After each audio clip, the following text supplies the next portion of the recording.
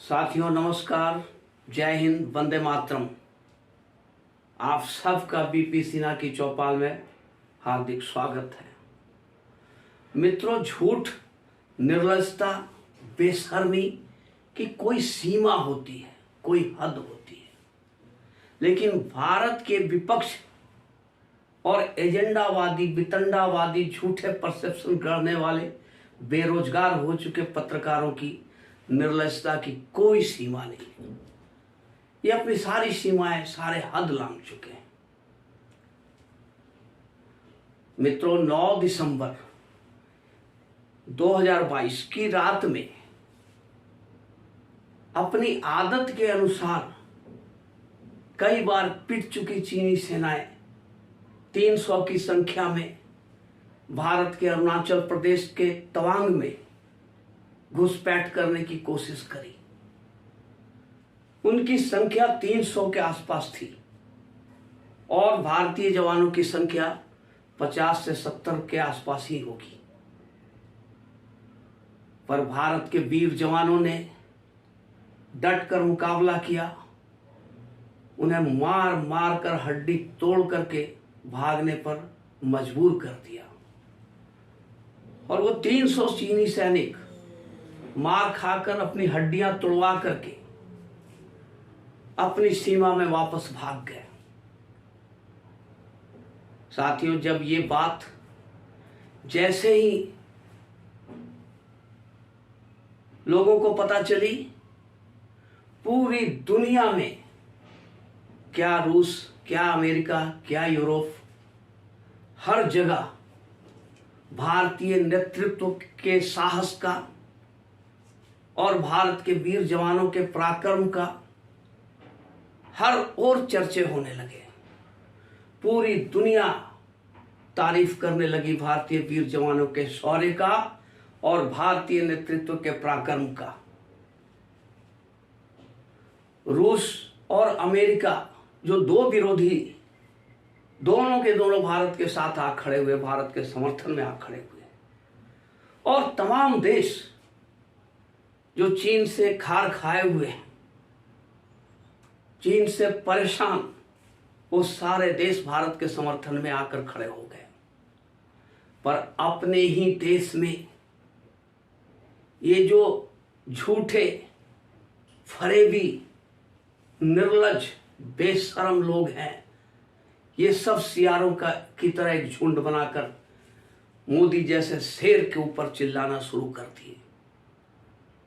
इतनी जोर का शोर इन्होंने मचाना शुरू किया कि चीन भारत में घुस गया, भारत की सेनाएं पिट रही है, मोदी कायर है, कमजोर है, मोदी में साहस नहीं है, हिम्मत नहीं है, चीन का नाम तक नहीं ले सकता। ये इस सियारों का झुंड एक सुर में चिल्लाना शुरू कर दिया। इनके अनुसार भारत की सेनाएं पिट रही हैं। साथियों, इसी दरमियान एक वीडियो वायरल होती है और उस वीडियो को देख करके हर भारतीय का सीना गर्व से चौड़ा हो गया। उस वीडियो में दिखाया जा रहा है कि भारत के चंद जवान, अब वो वीडियो 9 दिसंबर की है या उसके पहले की है, वो मैटर नहीं करता। मैटर ये करता है कि भारत के मुट्ठी भर जवान लाठियों से पीट पीट करके चीनियों को मार मार करके भगा दिए। चीनी उल्टे पैर मार खा करके भाग निकले। ये गर्व से सीना चौड़ी कर देने वाली बात है। पर ये सब इन लोगों को कहां समझ में आएगी। ये तो एक ही सुर में आलापना शुरू कर दिए कि मोदी कायर है, डरपोक है, चीन से डरता है, चीन का नाम तक नहीं ले सकता। साथियों, याद करो, ये कौन लोग बोल रहे हैं? ये वही कांग्रेस बोल रही है जिसके जमाने में सन 1962 में लाखों वर्ग मील जमीन लद्दाख की चीन के कब्जे में चला गया। ये वही कांग्रेस के प्रधानमंत्री नेहरू जी थे जिन्होंने संसद में कहा था कि अरे लद्दाख गया तो गया, ऐसा क्या है उसमें घास का एक तिनका तक नहीं उगता, उसके लिए क्या रोना है। उसी संसद में पीलू मोदी ने कहा था कि मेरे सर पे बाल नहीं है तो क्या मैं अपना सर दे दूं किसी को। इन निर्लजों को ये चीज समझ में, ये याद ही नहीं आती है। ये वही कांग्रेस है जिसके काल राज में 2004 से 2014 के दरमियान 10 सालों के शासनकाल में भारत के वीर जवानों के हाथ बांध रखा था इन्होंने। जब बॉर्डर से वीडियो आते थे, भारत चीन बॉर्डर से, LAC से, तो देख करके मन बेचैन हो जाता था। बहुत कॉफ्ट होती थी। चाइनीज सैनिक अपना एग्रेशन दिखा रहे हैं, हाथ चला रहे हैं, पैर चला रहे हैं। भारतीय जवानों ने जो टीले बना रखे थे उसे लातों से ढहा रहे हैं और भारत के जवान, वीर सैनिक, उनकी खून खौल जाती थी पर उनके हाथ बंधे हुए थे। वो सिर्फ समझाते थे, किसी तरह रक्षा समझाते थे चाइनीजों को, और चाइनीज धक्का मुक्की करते थे। कारण क्या था कि ये नपुंसक लोग थे, ये नपुंसक सरकारें थी, इनके अंदर में साहस नहीं थी। अरे ये तो एक इंफ्रास्ट्रक्चर तक नहीं बना पाते थे चीन के बॉर्डर पर। चीन अपना इंफ्रास्ट्रक्चर पूरे बॉर्डर पर बनाते जा रहा था, पर ये लोगों में इतनी साहस नहीं थी कि एक रोड तक बना दें, या तो इससे चीन नाराज हो जाएगा। ये वही लोग हैं जो राजीव गांधी फाउंडेशन में करोड़ों रुपए के चंदा चीन से ले रहे थे। ये वही लोग हैं कि जब डोकलाम में भारतीय सेना और चाइनीज सैनिक का फेस ऑफ हुआ, आमना सामने हुआ था और एक दूसरे के आंखों में आंख डालकर खड़े थे, तो ये यही लोग थे जो चाइना के एम्बेसी में जा करके पार्टियां कर रहे थे और उनसे सेक्रेट मीटिंग कर रहे थे। ये वही कांग्रेस है जिसने चाइना के साथ, चाइना की कम्युनिस्ट पार्टी के साथ एक MOU साइन किया, मेमोरेंडम ऑफ अंडरस्टैंडिंग।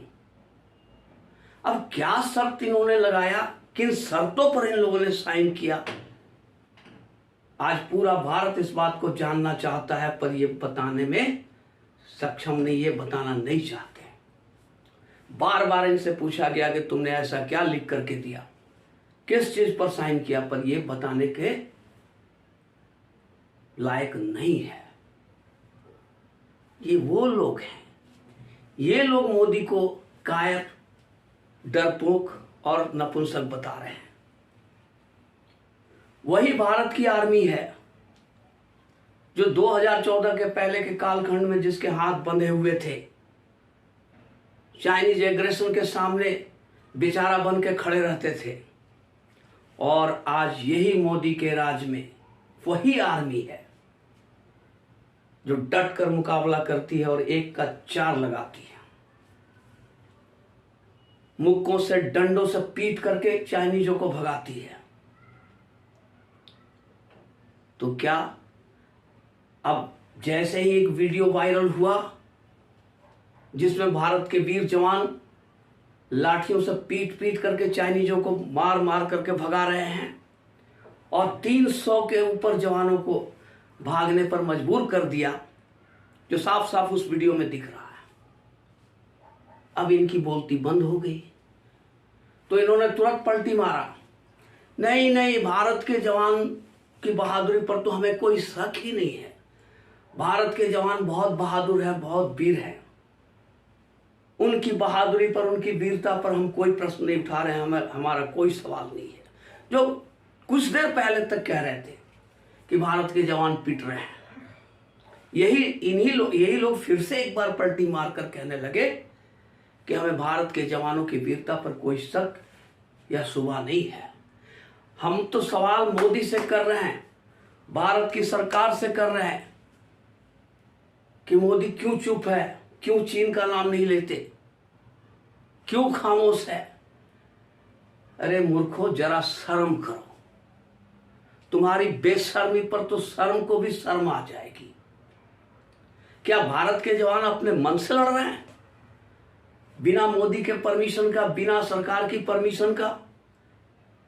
वो अपने आप चीनियों से गुत्थम गुत्था कर रहे हैं, उन्हें मारकर भगा रहे हैं। अगर ऐसी ही बात थी तो 2014 के पहले वो क्यों हाथ बांध कर खड़े रहते थे? इस बात का जवाब तुम्हें देनी होगी। ये बेशरम लोग ट्विटर पर, टीवी स्टूडियो में बैठ करके ये बेशर्मी की बातें करते हैं। अरे मैं तो कहता हूं कि एक बार जरा चौक चौराहों पर जाकर के यही बात करके देखो। भारत की जनता तुम्हारी क्या हाल करेगी वो तुम सोच भी नहीं सकते हो। आज पूरे भारतीय जनमानस में गुस्सा है इनकी चाल चरित्र और चेहरा को देख करके। लोगों के अंदर में खून खौल रहा है। ये कैसे लोग हैं, ये कैसे भारतीय हैं जो भारत की वीरता पर, भारत की विजय गाथा पर गर्व करने के बजाय ये चीन का गुणगान कर रहे हैं। चीन से डर गया भारत, चीन से डर गया भारत।